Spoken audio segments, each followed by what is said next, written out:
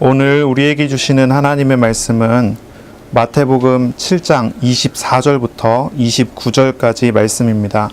제가 봉독하겠습니다. 그러므로 누구든지 나의 이 말을 듣고 행하는 자는 그 집을 반석 위에 지은 지혜로운 사람 같으리니 비가 내리고 창수가 나고 바람이 불어 그 집에 부딪히되 무너지지 아니하나니 이는 추수를 반석 위에 놓은 까닭이요 나의 이 말을 듣고 행하지 아니하는 자는 그 집을 모래 위에 지은 어리석은 사람 같으리니 비가 내리고 창수가 나고 바람이 불어 그 집에 부딪힘에 무너져 그 무너짐이 심하니라. 예수께서 이 말씀을 마치심에 무리들이 그의 가르치심에 놀라니 이는 그 가르치시는 것이 권위 있는 자와 같고 그들의 서기관들과 같지 아니함 일러라. 아멘. 오늘 말씀은 마태복음 7장 24절부터 29절입니다. 제자, 집을 반석 위에 지은 지혜로운 사람이라는 제목으로 우리가 함께 말씀을 나누겠습니다. 사람이 윤리적이어야 하죠. 도덕적이어야 되고 윤리적이어야 합니다. 윤리라고 하는 말은 사회적인 규범, 가르침에 따른 인간다운 도리를 지키는 것, 그런 것을 윤리적이라고 생각을 해요. 그래서 일반적으로 우리가 윤리적이다 그러면 사회적으로 합의된 인간다운 도리라고 이제 얘기를 하는 거죠. 그런 식으로 이제 이해를 하는 거죠. 근데 기독교 윤리는 이런 일반적인 사회적인 윤리하고는 좀 다릅니다. 기독교 윤리는 많이 달라요. 여러분이 관심이 있으시다면 기독교 윤리, 그리스도교 윤리에 관련된 책들을 조금 읽어보시면 금방 이제 알 수가 있는 부분인데요. 기독교 윤리가 다른 부분은 뭐냐면 기독교 윤리는 인격적이신 하나님 앞에서의 나다운 생활을 하는 것이기 때문에 달라요. 일반적인 윤리는 사람들 앞에서, 사회 앞에서 사회적인 규범, 사회적인 어떤 그런 약속에 따라서 이루어지는 거라면 기독교 윤리는 하나님 앞에서 이루어져요. 하나님 앞에서 세워져요. 이게 굉장히 중요합니다. 단순히 살인하지 말라라고 해서 살인하지 않는 게 아닙니다. 하나님 말씀 앞에, 하나님 앞에 하나님이 생명을 두고 보는 하나님의 마음과 하나님의 생각, 하나님의 뜻에 맞춰서 그 말씀을 봐야 되는 거예요. 그러니 우리가 그냥 살인하지 말라 하는 말을 들었으니 윤리적으로 살인하지 않아야지가 아니라 그 말씀 안에 담겨져 있는 하나님의 인격적이신 태도, 하나님이 인격적이신 어떠한 뜻을 알고 거기에 맞춰 가야 되는 거예요. 그러니 이 윤리적인 부분, 이 부분은 굉장히 좀 많이 달라요. 단순히 거짓말하지 말라고 하는 게 아니에요. 사회적인 약속에 따르면 하얀 거짓말이라고 하죠. 좋은 거짓말이라고 해요. 누가 이제 물어보잖아요. 점심 먹었느냐? 그럼 안 먹었어도 그 사람한테 부담을 줄까봐 먹었습니다 한단 말이에요. 이제 하얀 거짓말이라고 하죠. 이제 이렇게 해요. 이제 윤리적으로 봤을 때 문제가 없어요. 그런데 보세요. 하나님께서 말씀하시기를 내 이웃에게 거짓 증거하지 말라. 이걸 어떻게 봐야 될까요? 어떤 사람들은 율법주의적으로 받아들여요. 그래서 거짓말을 아예 안 합니다. 거짓말하는 것 자체가 하나님께 죄를 범하는 거다 생각해서 아예 안 합니다.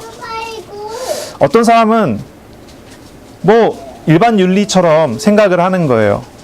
사람한테 부담 주지 않기 위해서 거짓말하지 말아야지 이렇게 합니다.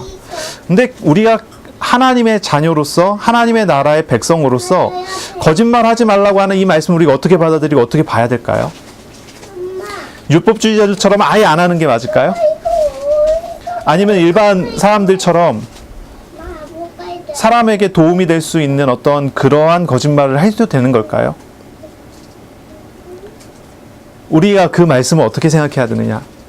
이런 부분들이 있어요. 살인하지 말라. 세상에선 절대로 살인하지 않습니다. 살인하면 이제 큰일 나요. 이제 이거를 엄격하게 적용해서 남을 미워하는 것도 하지 말자. 이렇게 할 수 있어요. 그렇죠? 하나님 앞에서 우리가 이 살인하지 말자고 하는 말씀을 어떻게 적용하고 어떻게 받아들이는 게 옳습니까? 지금 이제 제가 하는 얘기는요. 기독교 윤리와 일반 윤리의 차이점을 좀 이야기하는 거예요. 산상수훈을 읽으면서 어떤 사람이 이걸 율법주의적으로 받아들여요. 율법주의적으로. 그래서 이전에 지켰었던 율법의 어떠한 실천을 아주 엄격하게 바꿉니다. 아주 엄격하게. 예전에는 살인하지 말라는 수준이었다면 이제는 살인하는 마음, 미워하는 마음조차도 갖지 않기 위한 노력을 해요. 율법주의적으로 받아들이는 거죠. 어떤 사람은 이걸 그냥 일반 윤리적인 어떤 그런 입장에서 받아들여요. 공자도 이렇게 얘기했고, 맹자도 이렇게 얘기했고, 예수님도 이렇게 얘기했다. 근데 예수님께서 산상순을 통해서 이야기한 윤리가, 예수님께서 가르치신 윤리가 과연 그런 걸까요? 율법주의적으로 받아들여야 되는 것? 아니면 일반 윤리에서 받아들이는 그런 수준의 어떤 그런 윤리일까요?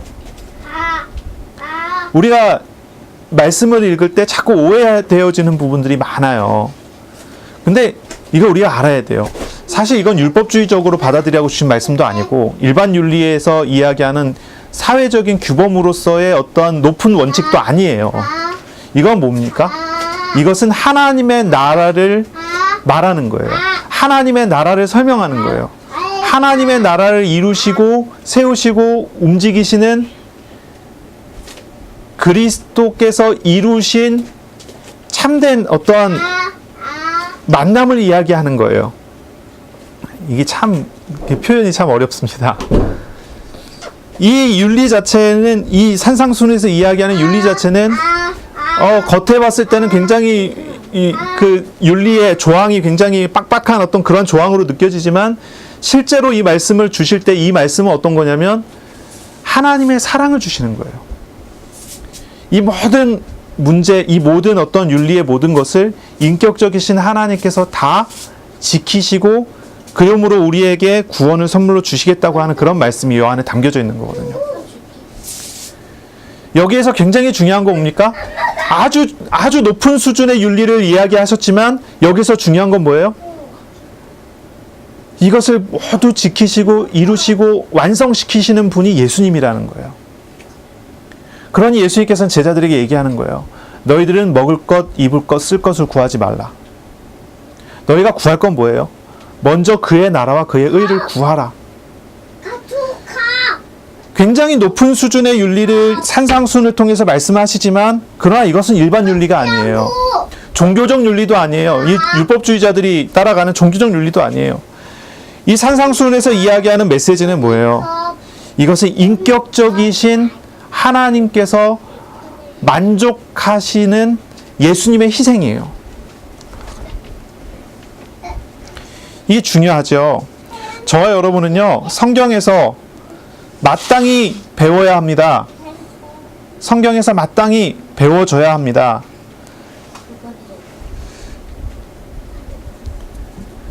하나님의 나라의 윤리는 인격적이신 하나님과의 만남 속에서 이루어지고요. 하나님과 동행하는 생활의 규범이에요. 이것이 중요해요. 한번 보세요. 다윗이 시편 51편에 보면은 다윗이 회개하는 시가 나와요. 회개십니다. 다윗이 뭐라고 얘기합니까? 내가 주께만 범죄하였습니다.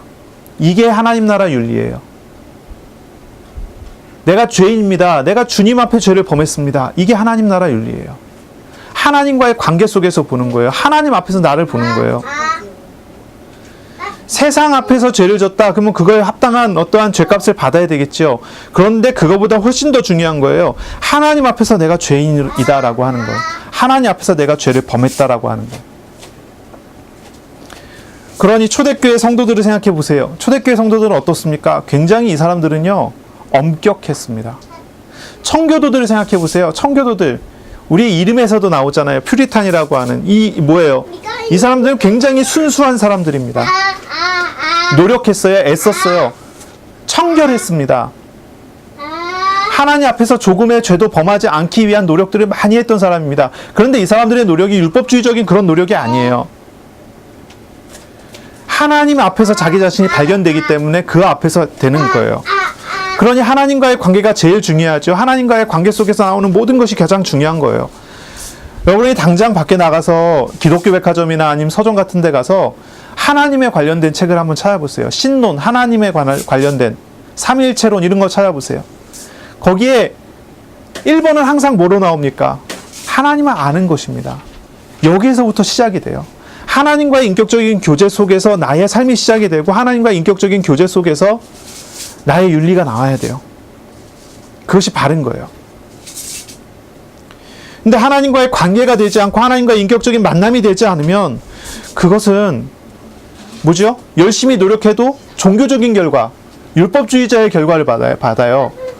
잘못했으니 벌을 받고 죗값을 받고 하는 그런, 잘했으니 복 받고 잘못했으면 뭐예요? 행동에 따라서 그 무게가 달라지는 어떤 그런 거죠. 일반 윤리로 가면요, 남에게 피해 안 주면 되는 거예요. 그러면 죄도 아니라고 생각하는 거죠. 우리가 이런 것을 봐야 돼요. 산상수훈에서 예수님께서 제자들에게 가르치신 것은 사회적인 약속이 아니에요. 하나님 앞에서의 삶이에요. 하나님 나라에서 요구되는 윤리적인 수준은요, 겉모습만이 아니에요. 마음과 생각까지 요구돼요. 그 깊은 것까지 요구돼요. 그리고 그 모든 요구를 만족시키는 것은 바로 그리스도시다라고 이야기를 해요. 예수님께서는 산상수훈의 결론 부분에 가요. 이 세 가지 예를 드려요. 첫 번째는 이 길은 좁은 길이다, 좁은 문이다라고 얘기하세요. 두 번째는요, 거짓 선지자들이 와서 속일 거라 얘기를 해요. 그 중에서 이제 21절 같은 경우는 예수님 이런 말씀하시죠. 주여 주여 하는 자마다 천국에 들어갈 것이 아니라고 해요. 내 아버지의 뜻대로 행하는 자라야 천국에 들어간대요. 하나님의 뜻대로 행하는 사람은 어떤 사람입니까? 하나님의 말씀에 순종하는 사람이에요. 산상수훈의 말씀을 지키는 사람이에요. 내 말을 듣고 내 말을 지키는 사람이라는 거예요. 산상수훈의 말씀을 지키는 사람. 아주 높은 수준의 윤리를 예수님께서 산상수훈에서 얘기했는데 이걸 다 지켜야 했는데요. 유대인들, 특히 바리새인들의 율법 준수의 수준의 그 이상을 요구하세요. 행동으로 율법을 준수하는 것뿐만이 아니라 마음과 생각으로도 율법을 어기면 안 된다는 거예요. 그것도 단 한 가지의 율법을 어겨도 안 되는 거예요. 그러면 하나님 나라에 합당한 사람이 아닌 거예요. 하나님 나라의 윤리를 충족시킬 수 있는, 하나님 나라의 완전한 윤리를 충족시킬 수 있는 사람은 이 땅에 아무도 없습니다. 우리가 잘 알죠. 율법의 의로 조금도 흠이 없는 사람이어야 되는데 이런 사람은 태어나지 않아요. 이런 사람은 태어날 수가 없어요. 존재하지 않아요. 모태에서부터, 어머니 뱃속에서부터 원죄를 가지고 태어난 게 인간이에요. 죄성을 가진 사람은 죄를 안 지을 수가 없는 존재예요. 그런데 이 높은 수준을 요구하세요. 아주 높은 수준. 그러니 천국에 들어갈 수 있는 사람은 어떤 사람입니까? 아무도 없다는 뜻이에요. 아무도 없다는 말이에요. 주님을 아무리 따라다니면서 주여 주여 해도 천국에 못 가요. 주의 말씀을 따라 지키기 위해서 아무리 노력을 해도 천국에 못 가요. 주의 말씀을 듣고 그 말씀에 감동을 받아서 그대로 살기 위해서 아무리 노력을 해도 한 가지 실수하는 순간 천국에 들어갈 수 있는 자격이 없어져요. 그 전에 이미 사람이 태어날 때부터 천국에 들어갈 수 없는 존재예요. 저와 여러분 어떻습니까? 하나님 나라에 합당한 윤리를 소유하고 있습니까? 윤리적으로 하나님 나라에 합당한 사람들입니까? 그렇습니까? 그래요, 안 그래요? 여러분 남을 안 미워하죠? 미워합니까, 안 미워합니까? 미워하는 마음이 있습니까, 없습니까? 원수를 볼 때 사랑하는 마음이 듭니까? 원수를 볼 때 원수처럼 느껴집니까? 나에게 조금만 피해를 주면 내 감정을 조금만 뒤흔들어 놓으면은 아주 그냥 우리가 마음으로 수도 없이 살인하지 않습니까? 여러분은 안 그럴지 몰라도 저는 그렇게 되더라고요. 저는 분명히 하나님 앞에서 죄인이에요. 겉으로는 안 그런 척 할 수 있지만 하나님 앞에서는 어떤 것도 꾸밀 수 없고 속일 수 없잖아요. 저는 하나님 앞에 죄인이에요. 저는 사람들한테 큰 죄를 많이 짓지 않았습니다. 근데 하나님 앞에서 저는요, 변명할 수 없는 죄인이에요. 저는 이 산상수훈의 말씀을 들으면 절대로 저는 하나님 나라에 합당한 사람이 아니라는 거 알아요. 심령이 가난한 자가 천국이 저일 거라 그랬는데 저는 심령이 가난하지 않아요. 제 안에 육신적인 충족과 제 안에 육신적인 요구를 늘 따라가는 사람이에요. 저는 겉으로 살인하지 않았지만 저는 마음으로 살인을 많이 하는 사람이에요. 누군가 저한테 뭔가를 하면은 제 마음을 조금만 뒤흔들어 놓으면 저는 속으로 많이 살인을 해요. 사람들 앞에서 저는 죄인이라 얘기하지 않지만 하나님 앞에서 저는 정말 죄인이더라고요. 저는 의로운 사람이 아니에요. 완전한 사람이 아니에요. 저는 순간순간 죄와 우상에 얽매여 버리고 어떤 조그만 자극적인 일만 일어나도 하나님 안 찾아요. 육신적인 결론을 향해서 몸을 틀어버리는 존재예요. 저는 죄인이에요. 그런데 저는요, 지금 보면 어떻습니까? 저는 하나님의 통치 아래 있습니다. 저는 하나님의 사랑 안에 있어요. 저는 이런 존재인데 실수하고 잘못한 일이 많이 있는데 하나님께서는 저를 늘 지키세요. 저를 인도하세요. 저를 고쳐가세요. 저를 안전하게 해주세요. 때때로 시험이나 고난이 찾아와요. 그걸 통해서 하나님 저를 늘 죄와 우상에서 돌이키게 만드시고 하나님을 바라보게 만드세요. 우상을 의지하려고 하는데 시험과 고난 같은 걸 통해서 돌이켜 하나님을 의지할 수 있는 믿음과 마음을 허락해 주세요. 결국은 제가 하나님 나라의 백성이라는 것을 깨닫게 만드시더라고요. 저는 절대로 하나님 나라에 합당한 존재가 아닌데 하나님 나라의 백성으로서 이 땅에서 살아가고 있어요. 이것이 왜 이렇습니까? 왜 이렇게 됩니까? 이게 저와 여러분에게 주신 하나님의 은혜거든요. 이게 왜 이렇습니까? 이거는 전적인 하나님의 은혜예요. 하나님의 사랑의 결과예요. 나의 모든 죄악과 고통의 짐을 예수께서 다 짊어지셨기 때문이에요. 예수님께서는 이 땅에 사시면서 율법을 완전히 다 지키셨어요. 율법을 완전히 준수하셨어요. 예수님께서는요, 그뿐만 아니죠. 율법의 이유로 조금도 흠이 없으신 분이 죄인의 모든 죄를 짊어지셔요. 그리고 십자가로 나아가셨어요. 그리스도의 의를 우리가 이야기하면 우리는 전혀 의가 없지만 그리스도는 의로우신 분이거든요. 그리스도의 의로 얘기하면 그리스도는 율법을 다 준수하시고 지키심으로 하나님 나라를 우리에게 선물해 주시고 전가해 주시고 우리의 모든 죄를 십자가에서 못 박으심으로 죄 사함 받는 놀라운 은혜를 우리 가운데 그 의를 전가해 주셔요. 요한복음 15장 16절에 보면요, 예수님께서 제자들에게 말씀하세요. 이건 언제 말씀하시는 겁니까? 최후의 만찬 자리예요. 최후의 만찬. 이제 예수님께서 잡히시는 날 밤이에요. 이제 잡히시는 날이에요. 그날 밤에 제자들과 함께 모였어요. 이거는 예수님 죽으시기 전에 제자들에게 하신 당부고 유언 같은 그런 말씀이에요. 예수님 이런 말씀을 하세요. 15장 16절에, 요한복음 15장 16절이에요. 너희가 나를 택한 것이 아니고 내가 너희를 택하여 세웠나니 이는 너희로 가서 열매를 맺게 하고 또 너희 열매가 항상 있게 하여 내 이름으로 아버지께 무엇을 구하든지 다 받게 하려 함이라. 15장 4절에 보니까 이런 말씀하세요. 내 안에 거하라 나도 너희 안에 거하리라. 가지가 포도나무에 붙어있지 아니하면 스스로 열매를 맺을 수 없음 같이 너희도 내 안에 있지 아니하면 그러하리라. 나는 포도나무여 너희는 가지라. 그가 내 안에 내가 그 안에 거하면 사람이 열매를 많이 맺나니 나를 떠나서는 너희가 아무것도 할 수 없습니다. 너희가 내 안에 거하고 내 말이 너희 안에 거하면 무엇이든지 원하는 대로 구하라. 그래야면 이루리라 라고 말씀하셨어요. 우리는 죄인이지요. 그러나 주님의 선택을 받았어요. 택하심을 받았어요. 그리고 우리에게 이제 예수님께서 함께 하세요.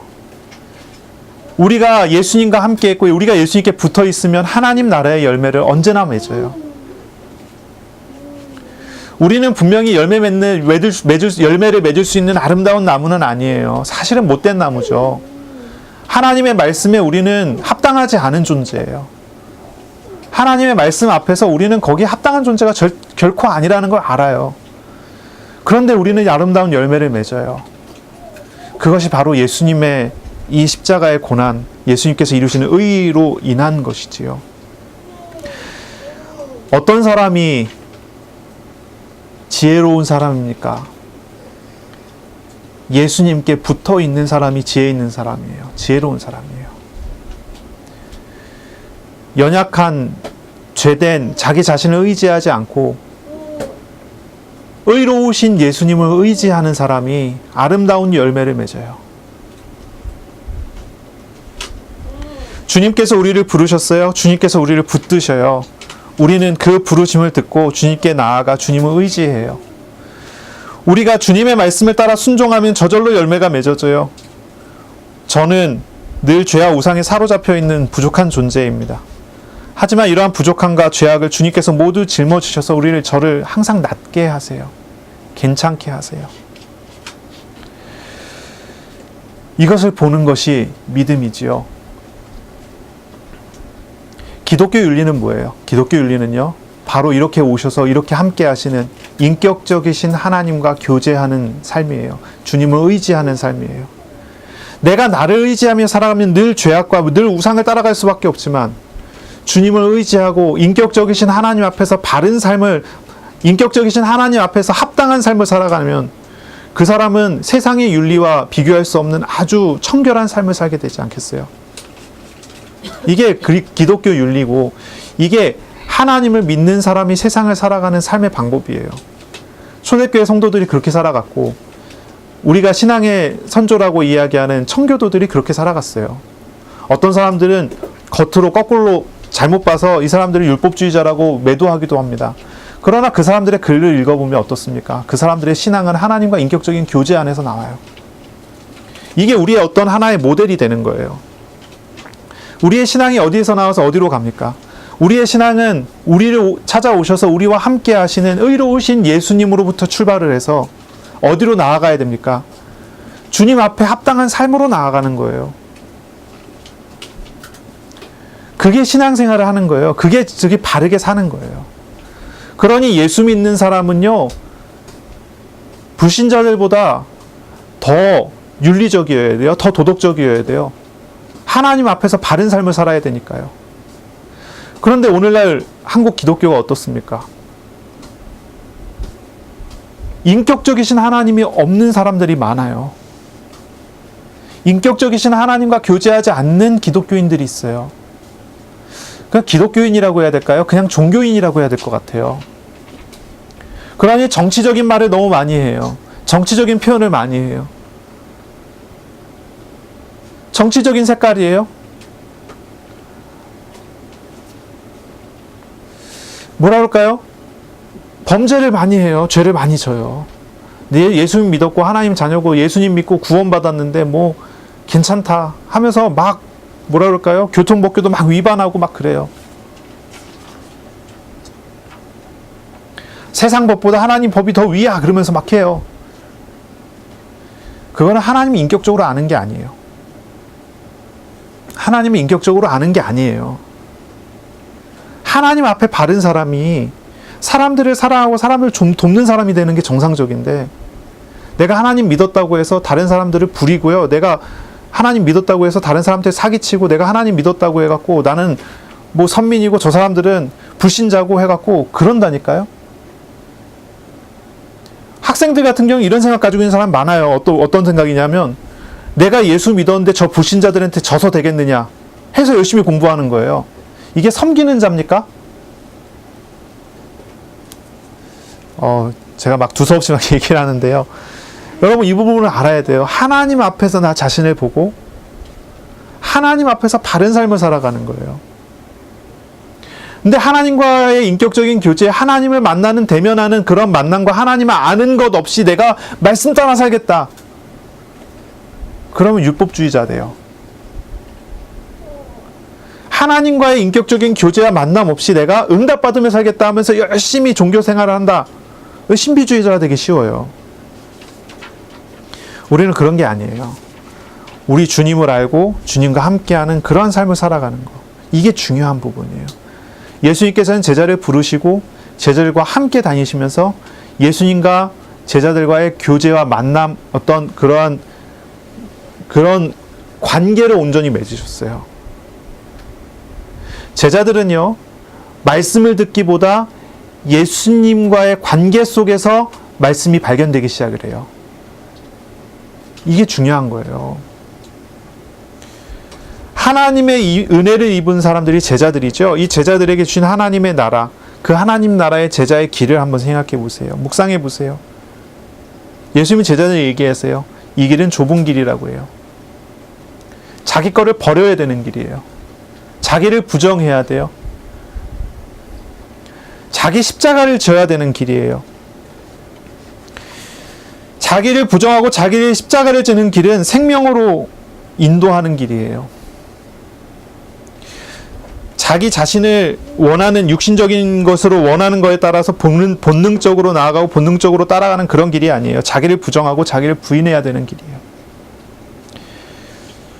예수님께서는 아주 높은 수준의 윤리를 가르치시고요. 그 길을 좁은 길이라고 말씀하셨어요.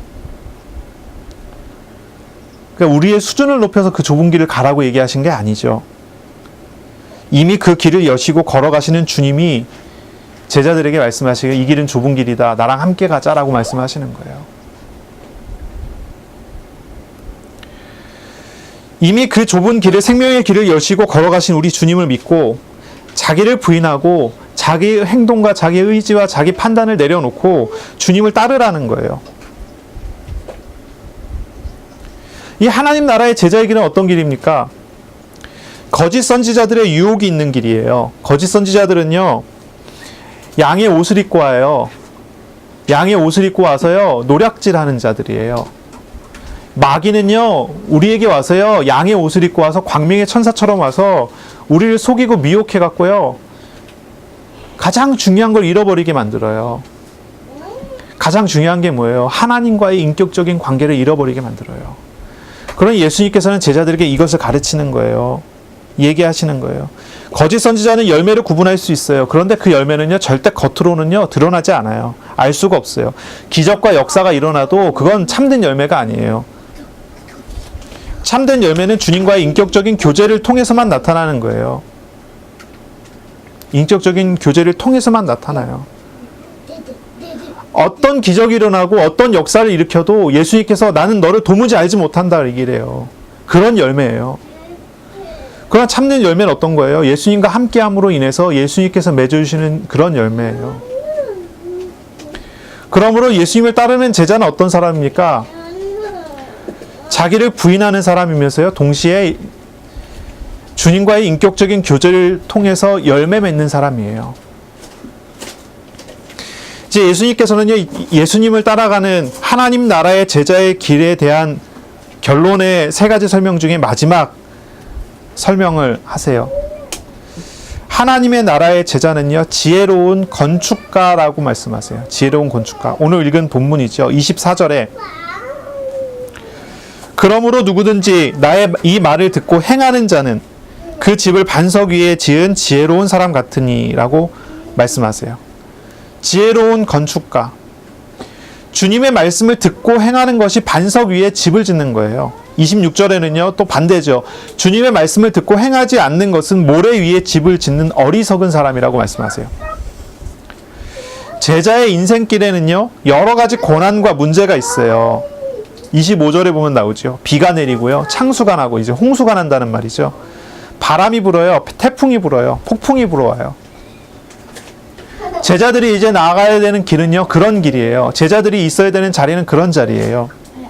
비가 내리고 홍수가 나고 태풍이 부는 자리. 이런 문제들은 다 어떤 거냐면요, 집을 무너뜨릴 만한 그런 문제들이에요. 집을 무너뜨릴 만한 문제들. 이제 제자들은요, 예수님 따라다니면요, 그런 문제들을 만나게 될 거예요. 자기 자신, 자기 공동체, 자기가 있는 삶과 자신의 인생을 무너뜨릴 만한 문제들이 계속 올 거예요. 제자들은 그런 문제들을 만나요. 먹을 것이 없어집니다. 배를 탔는데요, 풍랑이 일어나요. 이제 여러 가지 경험들을 하죠. 바리새인과 제사장의 박해를 받아요. 사형 선고를 받고 감옥에 가둬지기도 해요. 제자의 길은 그런 길이 돼요. 여러 가지 어려움과 여러 가지 갈등과 여러 가지 고통의 문제들이 와요. 하지만 그러한 모든 일들이 그들을 무너뜨리지 못한다고 하는 거예요. 반석 위에 집을 짓는 제자들은 어떤 일이 벌어져도 거기에 무너지지 않아요. 흔들리지도 않아요. 오히려 시험과 문제를 통해서 그들은 하나님과 동행하며 전화위복의 일들이 일어나죠.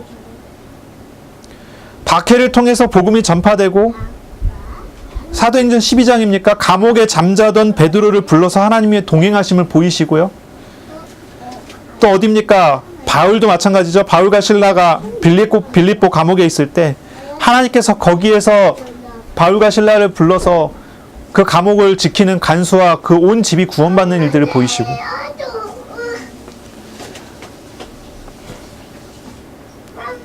그런 응답과 그런 은혜들을 주시지 않습니까? 브리스길라 아굴라 부부 보세요. 엄청난 위기와 문제들이 다가옵니다.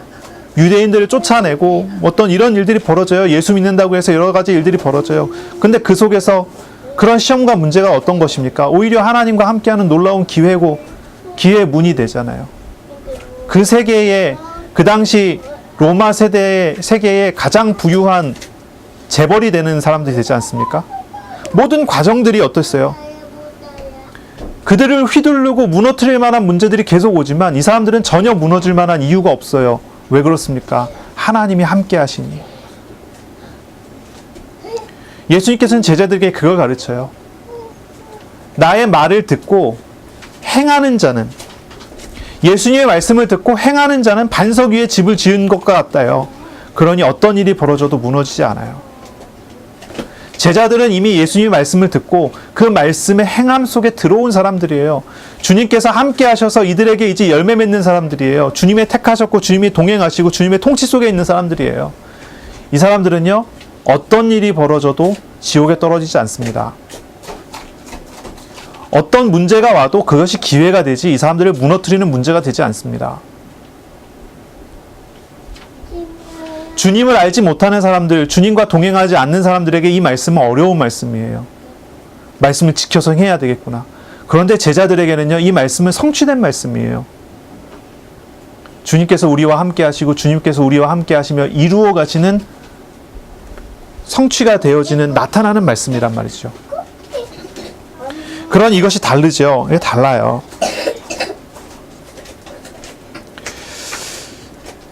제자들은요, 이미 반석 위에 집을 지은 지혜로운 건축가가 되었습니다. 이미 그렇게 된 사람들이 됐어요.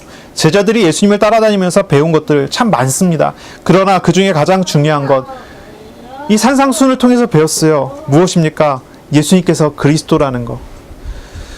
자기를 부인하고 예수님을 쫓아야 된다는 것. 그리고 주님이 이끌어 가시는 그런 은혜 속에 내가 순종해야 된다는 것을 배운 거예요. 그러니 이 제자들이 이 말씀을 들을 때 어땠습니까? 어떻겠습니까? 이게 참 중요하죠. 어떤 사람들은 칼빈이, 우리 이제 장로교회죠. 장로교회이기 때문에 칼빈의 전통 속에 있어요. 칼빈이 이제 루터나 아니면은 다른 사람들하고 구별되는 부분들이 있다면, 칼빈은 한 가지 예정론을 이야기를 해요. 이제 루터교나 아니면 다른 뭐 감리교나 이런 데하고 좀 구별되는 게 있어요. 그게 이제 예정론이라고 하는데, 예정론이라고 하면은 이제 신학적으로는 이제 예지예정이라는 게 있고 이중예정이라는 게 있어요. 예지예정은 뭐냐면 하나님께서 구원할 자를 완전히 택하셔갖고 부르신 게 아니라 구원할 사람을 미리 그냥 아셨다라고 해갖고 예지예정이라고 불러요. 이중예정은 뭐냐면 하나님께서 구원할 사람과 내버려 둘 사람을 유기할 사람이죠. 두 종류를 아예 처음부터 하나님께서 정하셨다는 거예요. 이제 이중예정이에요. 칼빈은 이제 이중예정을 얘기를 해요. 우리는 그 전통 속에 있어요. 웨슬리 같은 경우는 이런 얘기를 해요.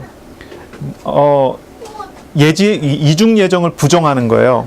이중예정을 이제 부정하고 예지예정을 이제 얘기를 하는 거예요. 왜 그러냐면, 내가 하나님의 선택받아서 구원을 받았다고 이야기하면서 방종하면서 술 취해서 돌아다니는 사람들을 1000명을 봤대요.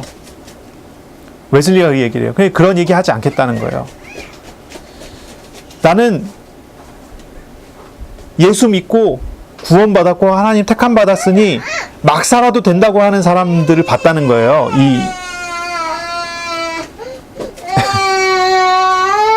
그랬다는 거예요. 그런데 보세요. 저는요, 하나님을 알고 예수님 믿고 구원받고 신앙생활 하는데, 이 예정이라고 하는 것이 저한테 얼마나 위로를 주는지 몰라요. 저를 편안하게 해요. 저에게 위로를 줘요. 웨슬리가 본 거하고 제가 본 게 많이 다른가 봐요. 저는요, 이제 막 신앙생활을 시작하면서, 이제 하나님의 부름을 받고 이제 신앙생활을 시작하면서 몸이 아프기 시작했어요. 막 아프기 시작하고 막 여기저기 안 좋더라고요. 막 그래요. 하나님이 나를 택하셨고 하나님 나를 부르셨고 이제 우리가 이제 성도 뭐죠? 칼빈주의의 5가지 큰 교리가 있다고 하는데 튤립이라고 부르는 거죠. 그 중에 이제 마지막에 성도의 견인이라고 하는데 하나님이 부른 사람을 하나님께서 택하신 사람을 하나님께서 붙드시고 천국에 가기까지 주님께서 견인해 가신다는 거예요. 성도의 견인이라고 그러는데 저는요 제 자신을 보니까요 제가 얼마나 연약한지 몰라요. 몸도 약할 뿐 아니라 제 자신이 많은 실수와 많은 문제가 있는 거예요. 제 자신을 돌이켜 볼 때, 제 자신을 볼 때 그런 것들이 다 나오는 거예요. 보이는 거예요. 스스로 그런 생각이 드는 거죠. 내가 과연 쓸만한 존재인가? 내가 과연 어떤 존재인가? 그런 생각을 하게 돼요. 하나님 앞에서 이 예정론이라고 하는 것, 그리고 이제 성도를 견인해 가신다고 하는 어떤 그런 말씀 자체가 저를요 굉장히 위로를 줘요. 나는 이렇지만 주님께서 나를 선택하셨고 주님께서 나를 부르셨고 주님께서 이런 고난 중에 나를 지키시는구나. 저에게 그게 힘이 되고요. 믿음이 되는 거 있죠.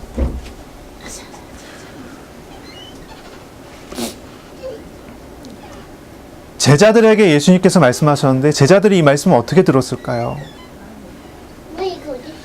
하나님의 놀라운 은혜를 이 속에서 본 것 같아요. 반석과 같은 축복을 주신 거 아니에요. 주님께서 택하셨고 부르셨고 주님께서 함께 하시면 주님 바라보면 조금도 걱정할 게 없는 거죠.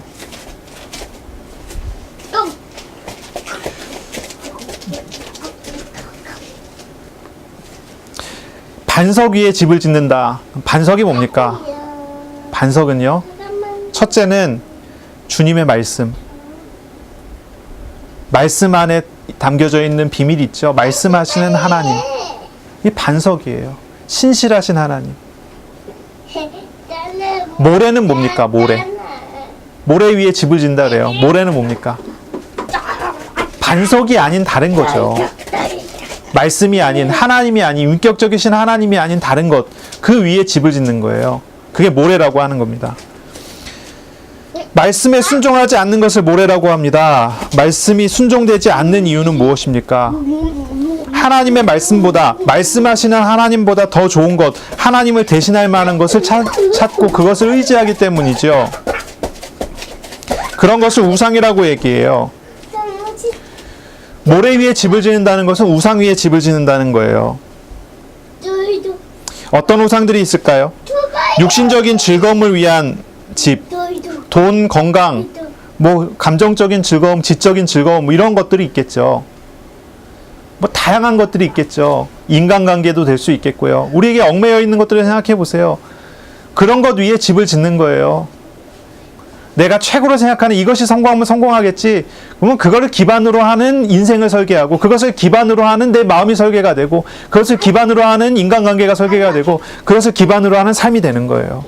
이게 모래 위에 집을 짓는 거예요. 어느 날 비가 내리고 홍수가 나고 바람 불기 시작하면 어떻습니까? 와르르 무너져 버리는. 돈을 추구하고 돈 욕심에 사로잡혀서 그 인생을 설계하고 돈을 얻기 위해서 달려가는 사람들이 있어요. 그런데 더 이상 돈을 의지할 수 없는 문제를 만나게 되면 어떻습니까? 평생을 달려갔는데 평생이 무너지는 거예요.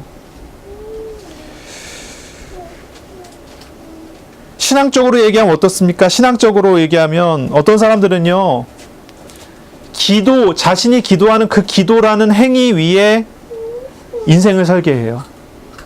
아니면 또 어떤 사람은요, 신학적인 지식, 신앙적인 원리를 두고 인생을 설계해요. 근데 문제는 뭐예요? 그런 신앙적인 지식이 성경적인 어떤 원리가, 신학 원리가 하나님이 아니라는 거죠. 인격적인 하나님이 아니란 말이에요. 어떤 사람은요, 영적 깨달음을 그렇게 요구를 해요. 영적 깨달음을 그렇게 요구해요. 영적인 깨달음 위에 집을 지어요. 영지주의 같아요. 하나님이 아니에요. 인격적이신 하나님이 아니에요. 열심히 신앙생활합니다. 새벽 기도부터 헌금하고 전도하고 예배에 헌신적으로 희생하기도 합니다. 하지만 이 모든 행위가 하나님과의 인격적인 만남과 관계없는 종교적인 행위일 수 있어요. 이런 경우 모두 이런 것들은 전부 모래 위에 집을 짓는 것과 같아요. 어떤 사람이 이런 얘기 한다니까요. 전 여러 번 들었어요. 내가 하나님 앞에 이렇게 헌신했는데 어떻게 나한테 이럴 수가 있습니까, 하나님? 이런 말 들어본 적 없으세요? 전 자주 들었단 말이죠. 예전에 자주 들었어요. IMF가 딱 터지니까요. 와르르 무너져요. 11년 전인가요? 리먼 브러더스 사태인가요? 그게 와갖고 두 번째 우리나라 경제 위기 딱 오니까요. 와르르 무너져요. 그땐 제가 교회에서 열심히 전도사 사역을 했을 만한 그런 시기였거든요. 사람들이 그런 말 많이 했어요. 하나님, 내가 하나님 앞에서 헌금도 하고 전도도 하고 헌신적으로 하나님 앞에 나왔는데 왜 이렇습니까? 어려워지기 시작하니까 새벽기도 시작했어요. 새벽기도 오래 했는데 왜 점점 좀 안 좋아지냐는 거예요. 이 사람들이 어디에 집을 짓는 거예요? 모래 위에 집을 짓는 거예요. 모래 위에. 인격적이신 하나님을 알고 인격적이신 하나님을 만나고 하나님과 교제하는 게 아니라 어디에 의지하는 거예요? 종교 행위에 의지하는 거예요. 기도하는 행위, 전도하는 행위, 헌신하는 행위. 내가 이렇게 많이 하고 있으니 하나님 날 봐주시겠지.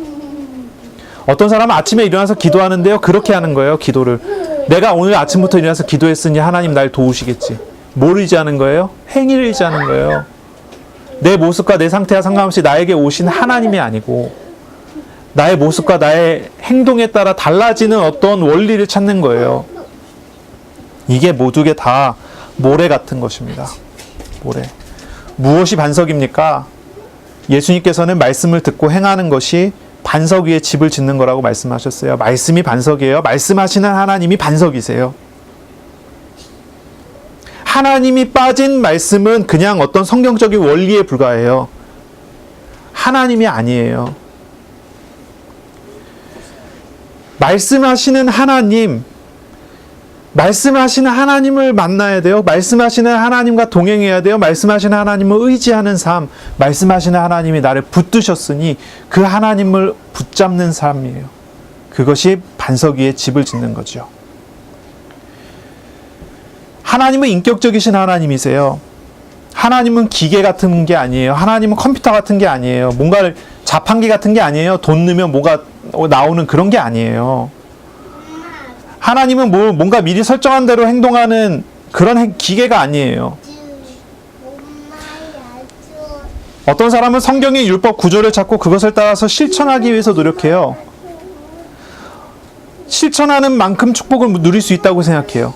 어떤 사람은 성경을 읽으면서 성경적 원리를 찾으려고 노력해요. 성경에서 이야기하는 진리, 그 진리를 추구해요. 진리 위에 서야 된다는 거예요. 성경에서 말하는 원칙을 찾아가요. 어떤 사람은 신학적 지식에 갇혀서 신학의 눈으로 성경을 분해하고 해석하고 성경을 통해서 얻어지는 지식적인 충족, 의지적인 실천으로 연결시켜서 그런 것을 가지고 열심히 노력을 하는 삶을 살아요. 그런데 그것은 인격적이신 하나님이 아니에요. 이 모든 행동은요, 틀리다고 얘기하기보다는 본질을 잃어버렸다고 얘기를 하는 게 맞죠. 본질을 잃어버린 거예요. 하나님은 인격적이신 분인데 하나님의 인격성을 모두 무시하는 행동이잖아요. 인격적이신 하나님을 알아가고 인격적이신 하나님과 동행하게 되면 성경에 나오는 합당한 원리가 나의 삶의 기준이 되죠. 하나님 앞에 합당한 삶을 살아가니까요. 그렇죠?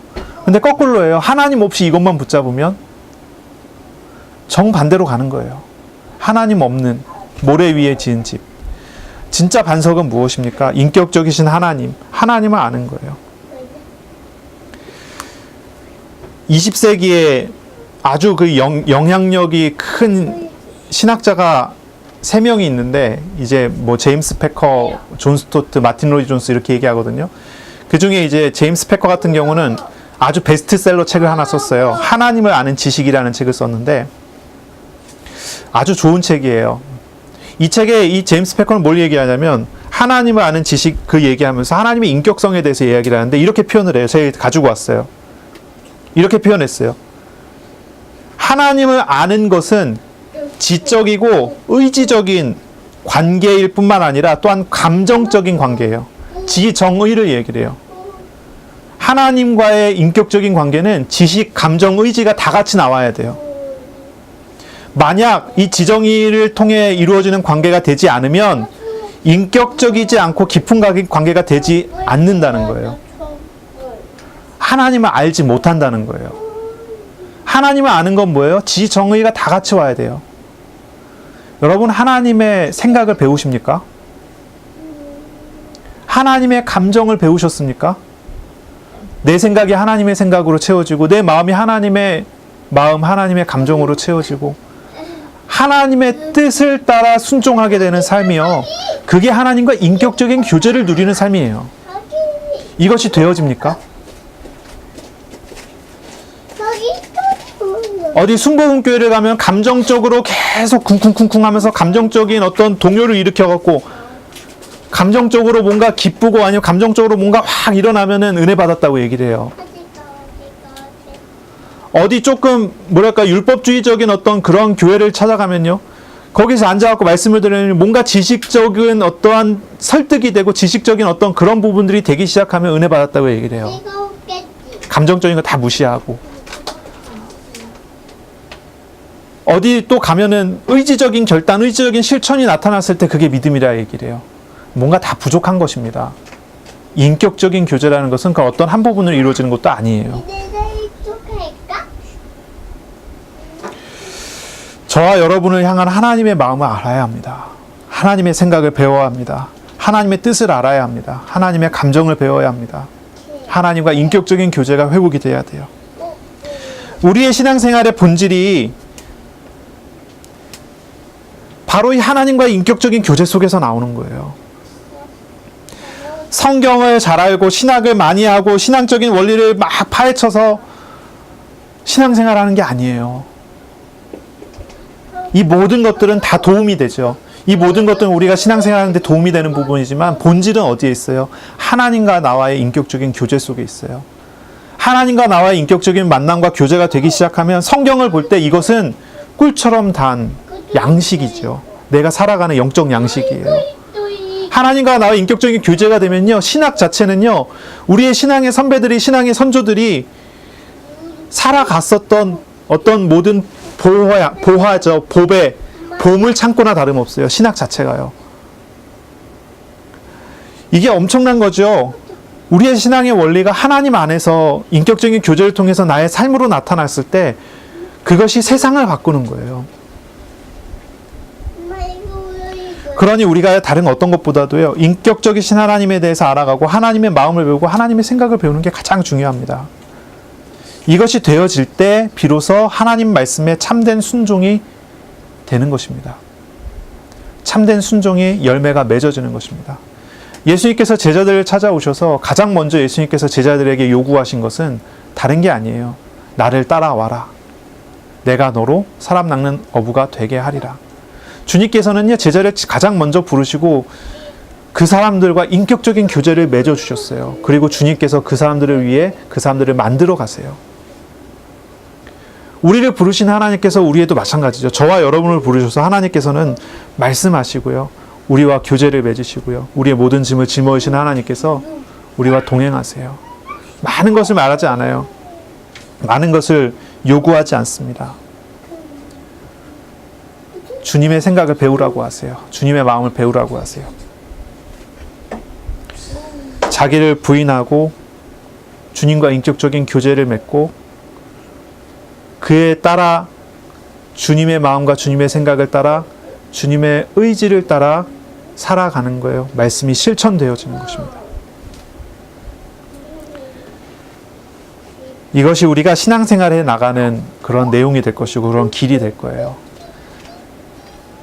오늘 제목을 제가 잡았죠. 집을 반석 위에 지은 지혜로운 사람이라고 했어요. 우리의 반석 대신 그리스도께서 우리를 붙드셨기에 우리는 이제 그 반석 위에 집을 지으면 돼요. 우리의 삶을 살아가면 돼요. 우리의 반석 되신 주님께서 우리를 붙드셨기 때문에 우리는 이제 반석을 의지해서 우리의 삶을 살아가면 돼요. 말씀을 듣고 묵상하고 말씀하시는 하나님께서 나에게 뭐라고 말씀하시는가, 주님의 뜻이 무엇인가, 주님의 생각이 무엇인가, 주님의 감정이 어떤 것인가, 주님과 교제하면서요 나의 삶을 살아가면 돼요. 그리고 나의 한 가지 한 가지의 삶이 주님의 말씀 안에서 열매로 맺어지도록 살아가면 돼요. 결론을 맺겠습니다. 제자들은 어떤 사람들입니까? 제자들은요, 주님을 쫓는 사람입니다. 주님을 따르는 사람이에요. 제자들은요, 자기를 부인하는 사람들입니다. 왜 자기를 부인합니까? 주님을 따라가야 되기 때문에, 주님을 쫓아야 되기 때문에, 주님께 생명이 있기 때문에, 그것이 생명의 길이지 않습니까? 그리고 주님과의 인격적인 교제를 나누고 주님의 말씀의 성취를 나의 삶에서 봐나가는 사람들입니다.